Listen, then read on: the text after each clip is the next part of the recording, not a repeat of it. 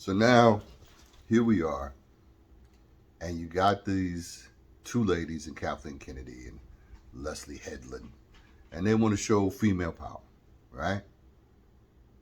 Well, why in the fuck would you turn around and have the great Carrie Ann Moss, which I'm going to give you an example of her, of who she really could be, and she's iconic in science fiction, maybe to the level of a Sigourney Weaver to some, you could make that argument. Now here you are, and they make you a lame-ass Jedi that gets killed with a butter knife, yo. You got to be kidding me, man. You got to be kidding me. Where's your creativity at? That's the thing that's really getting me in looking at this third episode of The Acolyte. Of where is your freaking creativity? All right? So here, have a little taste of what Carrie Ann should have been depicted like in this sad-ass show, which is The Acolyte. This is from The Matrix.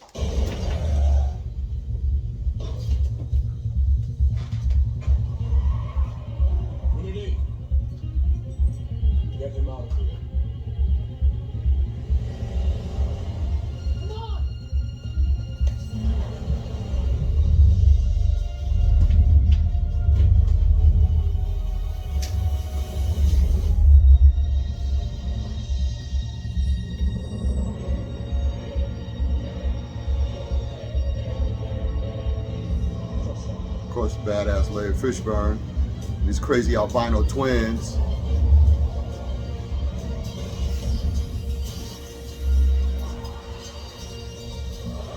Cadillacs all over the place too.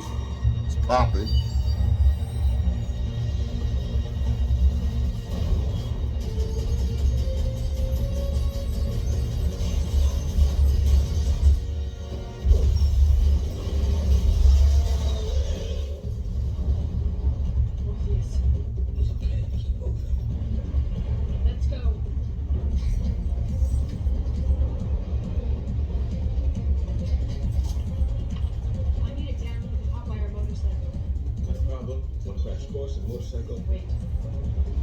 And if any of you guys watch Claws, there's a gentleman there that was in Claws.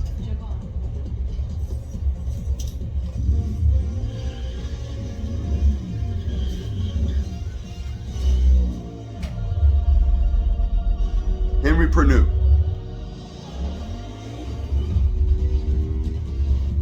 Look at Carrie. She's getting down. She's making it happen. She's doing it. All right. That's all cool. But let's get back to where the problem lies. And the problem lies in creativity. Right? When you don't have creativity, then you end up with something that just doesn't make any kind of sense whatsoever. You know, and then you're in trouble, you know? You have to think of the way to seriously create a story that people are going to be interested in. And you can't do that with some lame brain thing that doesn't make any kind of sense.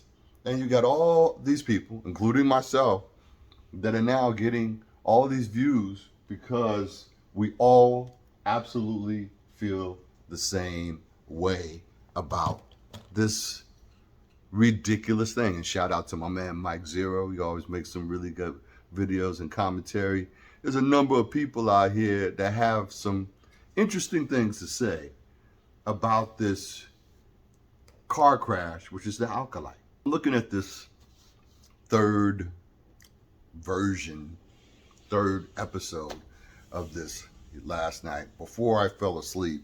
And then after I woke up, I was continued to be angry at what I was seeing at the end. So let's just say we go with some of the ideas that have been presented in the first 3 episodes.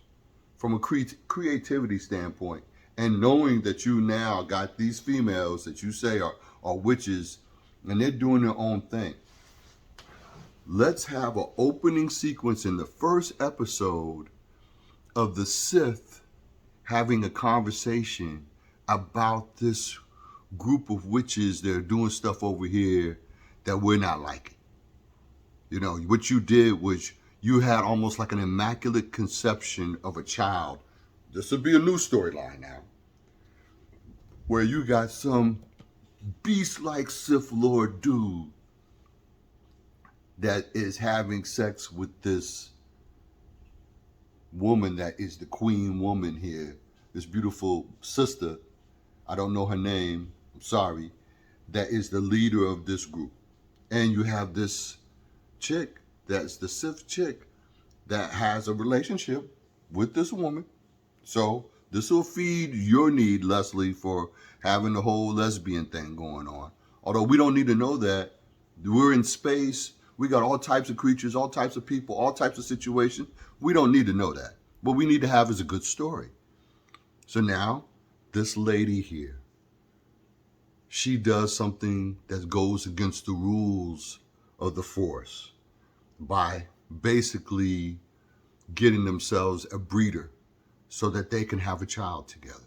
And they'll be twins. And those twins will be very distinctly different looking in the sense that one has moved to the light side of the Force and one has moved deeply to the dark side of the Force. Okay, opening episode of Acolyte, you have this dark, murky thing going on. You know the baby has been conceived.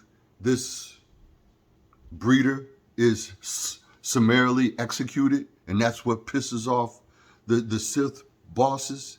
And the Sith send two hard-ass, badass individuals, one male, one female, that come there to see what's up, along with some robotics. So we get some badass Sith ships coming to their place, and this is where you would now have a fire, an explosion, fighting going on, and they get waylaid except for the two twins, which will fall in kind of line with the George Lucas story in the birth of Luke and Leia, where you could kind of say this is a similar thing where you take things, plot lines and things that were done before, but present them in a new way, okay? So you do that, right? Now, somewhere in the midst of this, we also have an understanding that on the light side of the Force, Carrie-Anne Moss, I don't know the Korean actor that was in Squid Games, he's awesome. He actually, the only person who's kind of holding this whole thing up. They are on their way to this planet because they know that there's a rift in the Force, right? They get there, they find devastation, but they rescue the one other remaining person, which is the sister that was on the light side, which would be Osha, right? Osha, or whatever her name is, right? Now, you got an audience interest, you got an explosive opening to a show, you're making it happen for yourself, right?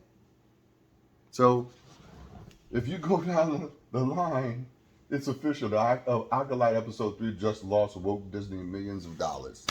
They just like throwing away money, apparently, because they talk about being on the side of women. Here you are, got one of the most top flight veteran actresses on the show, and you do her in the beginning of the show. It makes no sense to me why you wouldn't utilize this talent that this woman has. She has to be off the chain. It's going to take a lot to get rid of her, and it's going to be more than just a butter knife, right?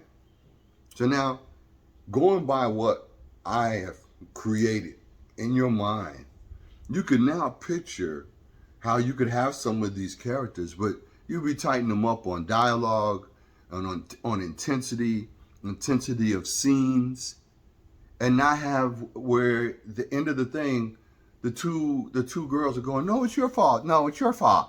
It was so stupid and ridiculous. It was unbelievable how ridiculously bad that was. And again, there is a certain thing that's there. My girl, before I fell asleep, she said, "Are there any witches in the Star Wars like canon?" And I says, "Not really, no. But if you wanted to introduce something new in order to affect an interesting storyline, I'm not against that." When I look at this from a critical standpoint, Leslie Headland made a whole show for $180 million for her and her girlfriend. That's the lady that got the green globe, the green babes. And hey, listen, no one cares about what you do in your own personal private life. Everybody has their own personal private life with all their things. That's fine.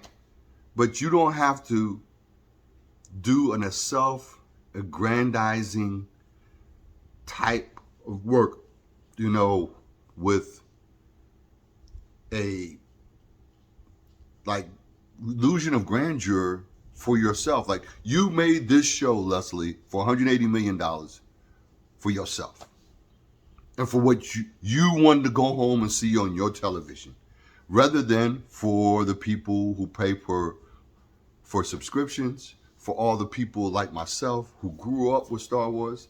Let me tell you, I went to Loews Astor Plaza in New York City in 1977 and stood in line for the Star Wars movie. And it was an amazing event. And all this time travel, this was an opportunity to do something that was going to be exciting and for the fans. And you can introduce, I like seeing diversity of all kinds, but not diversity for the sake of diversity. Diversity that's mixed into a very good story where it makes sense why these characters are doing and saying what they're doing. And with men that are like 70% of the Star Wars people, I'm not saying you have to cater to them exclusively, but we want to see action. We want to see badass ships landing. We want to see some lightsaber fights that are the joint. Not some two little kids running around that are doing bad lines. With the whole thing had no action to it. It was humdrum and ridiculous. So now, going by my own creativity, we got a storyline with the Sith, and that is part of the canon. And you move that storyline with the light and dark sides vacillating, fighting for strength and power over the other in relationship to these two young girls. There is a story for you. And oh, by the way, I got to bring this up.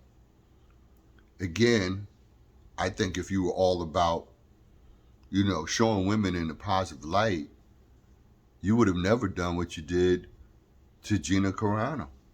Gina Carano was going to be that's something you'll be able to really build around in terms of a really legit woman that is coming into her own as an actress, who's an incredible athlete, badass, and has all this badass energy that people loved. Men loved her. Women liked it. Women had an interest in it because now you're showing a woman in a strong, powerful light that we all could get aboard on. So, you got your own personal feelings in the mixture of all this. And this is where I'm really talking to Kathleen more than Leslie. Put your feelings aside and think about what you're actually doing for the fans, for your customers. I mean, you say you're all about business, you're not acting like it at all. And then, of course, getting back to Carrie-Anne Moss, what a joke that you would eliminate her in the first damn thing. Now, is there somewhere along the way, if you build a story with a big confrontation, maybe in the 4th or 5th episode? Sure, that makes a little bit more sense. And the Sith, you advance it 20 years later in the next episode, episode 2, where the Sith are now sending a highly trained, very intimidating looking, not this girl with these same braids she had when she was a child, glued to her head, but somebody that has a much more intense vibe and look and has more of the traditional Sith look to some degree, even though was not really actually born, but she was born of Sith blood, which would again give it more interest. Let's just say that, normally Siths have so many horns on them. She only has 2 and they come up like this, but her eyes, one is red or something to make a differentiation between the path that this girl was taken on by being grabbed by the Sith after this attack where the witches were wasting. And meanwhile, you could even make a greater amount of conflict within the girl that's gone to the light side and O'Shea by having her have some times where she's feeling really angry about the fact that the Sith murdered her mother.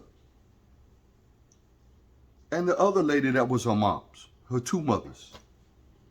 That's much more of an interesting storyline. Leslie. All you guys, you should just go in and turn in your paperwork. If I had it my way, all the Star Wars, and probably Marvel too, I would sell Marvel to Sony, and I would sell all the Star Wars to A24 Studios, because they do a better job in creating a very, very interesting story, and on a low budget too, by the way. So there's my rant on Acolyte. It's terrible to see so many people